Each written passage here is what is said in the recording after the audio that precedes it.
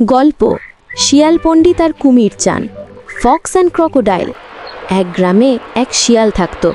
সবাই তাকে শিয়াল পণ্ডিত বলে ডাকত, কারণ সে খুব চালাক ছিল। একদিন সে নদীর ধারে হাঁটছিল। হঠাৎ কুমির চান উঠে এলো পানির ভেতর থেকে। কুমির বলল, শিয়াল পণ্ডিত, আজ তোমাকে আমি খাবো। শিয়াল ভয়ে কাঁপতে লাগলো, কিন্তু মাথা ঠান্ডা রাখলো।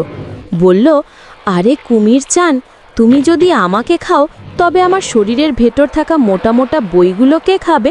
আমি তো সব জ্ঞান বই পেটে রেখে চলি। কুমির অবাক হয়ে বলল, বই? কোথায় বই? শিয়াল বলল, ওই তো আমার গাছতলায় রাখা আছে, আগে চলো বইগুলো নিয়ে আসি, তারপর খেও। কুমির লোভে পড়ে রাজি হলো। শিয়ালকে নদীর ওপারে নামিয়ে দিল। কিন্তু ওপারে নেমে শিয়াল হো হো করে হেসে উঠল। কুমির জান, বোকা বানিয়ে আমি তো পালিয়ে গেলাম। বই তো পেটের ভেতর নয়, মাথার ভেতর থাকে।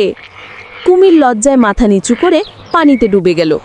আর শিয়াল পণ্ডিত আনন্দে গান গাইতে গাইতে জঙ্গলের ভেতর চলে গেল। শিক্ষা: বুদ্ধি আর ঠান্ডা মাথা থাকলে শক্তিশালী শত্রুকেও হারানো যায়।